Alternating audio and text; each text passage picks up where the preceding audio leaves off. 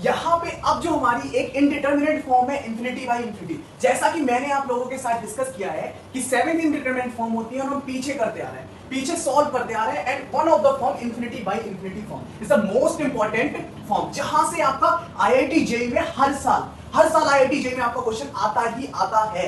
IIT JEE हो या JEE mains हो, हर साल इसी फॉर्म पे क्वेश्चन आता है। तो सबसे पहले अगर आपका कोई भी एक्सप्रेशन है वो इंफिनिटी बाई इंफिनिटी फॉर्म बनना है, मतलब मैंने जैसे ही उसमें लिमिट की वैल्यू डाली, जो भी आपको x टेंस टू दे रखा है, तो मेरा ऊपर वाला जो फंक्शन है वो भी इंफिनिटी को टेंस कर गया और नीचे वाला फंक्शन भी मेरा इंफिनिटी को टेंस कर गया, तो मेरी फॉर्म बनी इंफिनिटी बाई इंफिनिटी। यानी फर्स्ट पहले वैल्यू डाल के देखी हमने इंफिनिटी बाई इंफिनिटी। अगर कॉम्पिटिटिव अप्रोच की बात जो मैं आपको बताता आ रहा हूं, तो इसका सबसे पहला मेथड है आपका एल ऑर्बिटल रूल। तो एल ऑर्बिटल रूल आपको बताइए कि एल ऑर्बिटल रूल में आप क्या करते हैं, ऊपर और नीचे दोनों तरफ डिफरेंशिएशन करते हैं। मतलब अगर आपका ये fx और ये gx फंक्शन है जो इंफिनिटी को टेंड कर रहे हैं, तो f dash x upon g dash x, तो फर्स्ट रूल तो आपका यही कहता है। लेकिन बहुत सारे क्वेश्चंस आपके फंसेंगे, क्योंकि फंसेंगे अभी जब आप यहाँ वीडियो के लास्ट में होंगे तो आप कुछ आईआईटी जेईई के प्रीवियस ईयर क्वेश्चंस कर रहे होंगे जो 2 स्टेप से ज्यादा में नहीं जाएंगे। तो सबसे पहले आओ समझते हैं इस चीज को।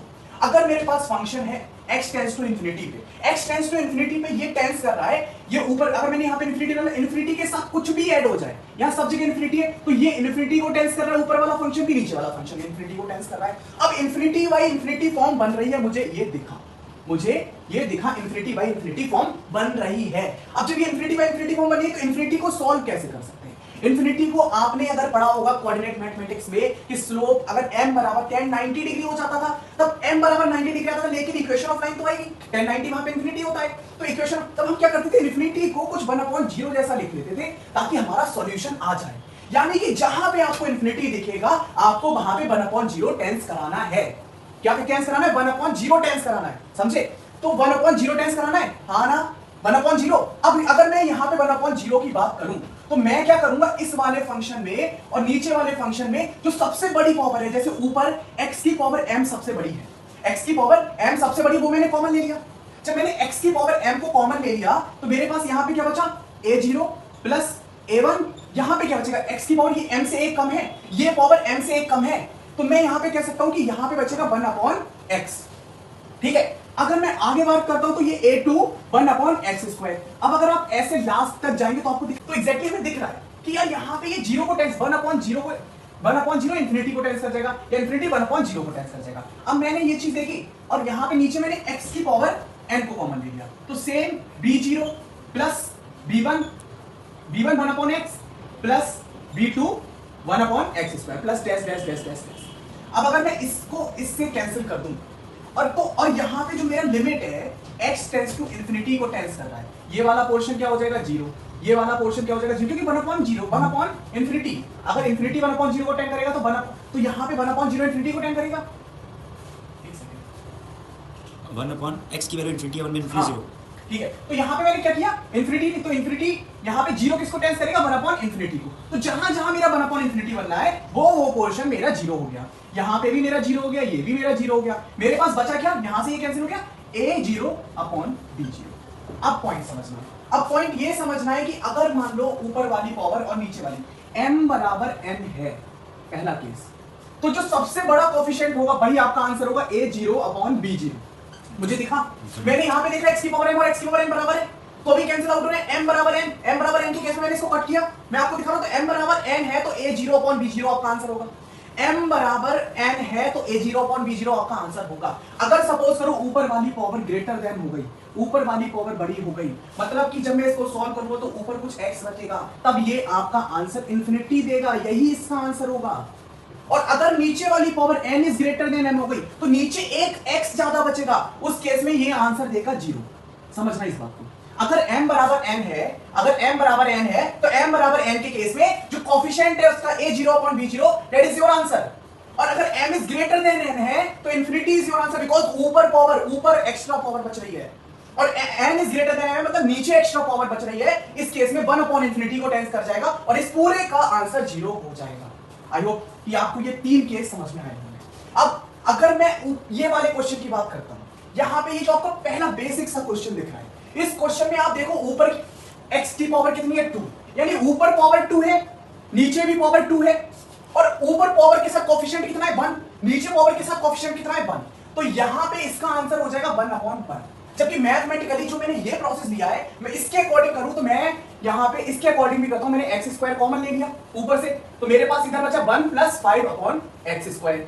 ठीक है, नीचे से भी मैंने x² कॉमन ले लिया, तो मेरे पास क्या बचा 1 पे मैंने मैक्सिमम पावर ऊपर और नीचे से कॉमन ले ली। अब यहां पे आप देखेंगे यहां से ये पोर्शन कैंसिल आउट हो गया और आपका ये जो है limit x tends to infinity को टेंस कर रहा है, तो इस केस में ये भी 0 हो जाएगा और ये भी 0 हो जाएगा पूरा।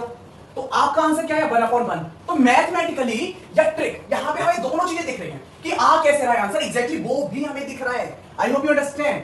अब ये वाला क्वेश्चन दिखा कोएफिशिएंट सेम है। अब हमारा आता है आईआईटी जेईई का क्वेश्चन।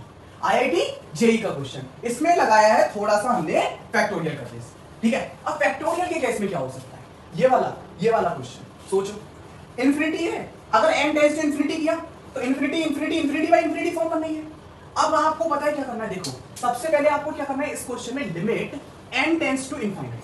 अगर मैं n+2 जो मैक्सिमम है वो फैक्टोरियल को मैंने कॉमन ले लिया, नीचे से भी मैंने n+2 फैक्टोरियल को बाहर ले लिया, तो ऊपर वाले केस में मेरे पास क्या बचा 1 + n+1 factorial upon n+2 factorial. ठीक है, इस वाले केस में भी 1 - n+1 factorial upon n+2 factorial. ये दो केसेस आए। अब अगर मैं यहां पे इसको सॉल्व करूं तो ये मैं n+1 फैक्टोरियल को क्या लिख सकता हूं, ये मैं n+2 फैक्टोरियल क्या लिख सकता हूं, n+2 फैक्टोरियल को मैं ऐसे लिख सकता हूं n+1 और फिर यहां पे फैक्टोरियल ब्रेक लगा दूं।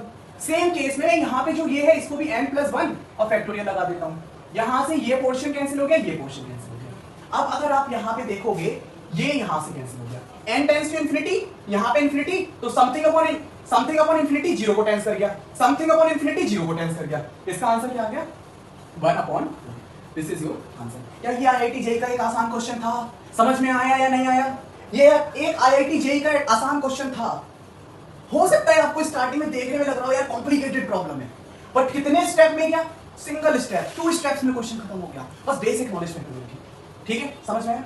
इस क्वेश्चन की बात करते हैं, ये भी आपका आईआईटी जेईई का प्रीवियस ईयर है और ये वाला क्वेश्चन आपका पूरा एक टॉपिक कवर करता है। आप देखो सबसे पहले मेरे पास limit x tends to infinity है। अगर मैं इसको सॉल्व करता हूं तो x² + 1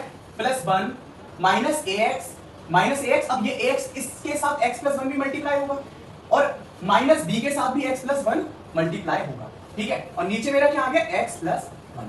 बस एक स्टेप के बाद अब आपको क्वेश्चन समझ में आने लगेगा। वो स्टेप क्या है, यहां पे अगर limit x tends to infinity है और मैं पूरे को सॉल्व करूं x² + 1 - ax² - bx b upon x + 1। अब बस आप थोड़ा सा सोचो, मैं इधर वाले क्वेश्चन को थोड़ा सा रफ करता हूं, मैं इधर साइड लेता हूं थोड़ा सा। ठीक है, अगर मैं यहां पे इस वाले क्वेश्चन को देखूं तो x² के साथ क्या है, x² के साथ है 1 - a और मेरे पास x के साथ क्या है, x के साथ क्या है, अगर मैं यहां पे कॉमन लूं x - x तो ये क्या है a - b। ठीक है, a + b, ये मेरे पास x के साथ हो गया और कांस्टेंट वाला क्या है 1 - b। अभी कांस्टेंट वाले फंक्शन को हम लेते हैं यहां पे +1 - b अपॉन x + 1। मुझे ये कह रहा है कि ये 0 के बराबर है। अब मैंने आपको भी 3 केस पढ़ाए थे, n बराबर है n greater than n is greater than, तो ये n इज ग्रेटर देन है। अगर ये 0 के बराबर है मतलब आप सोचो क्या हो सकता है, अगर ये 0 के बराबर है तो क्या हो सकता है, आप अप्रोच लगाओ। ये x² + 1 है, यहां पे अगर ये 0 को टेंस कर रहा है, यहां पे ये कुछ ऐसा फंक्शन बना।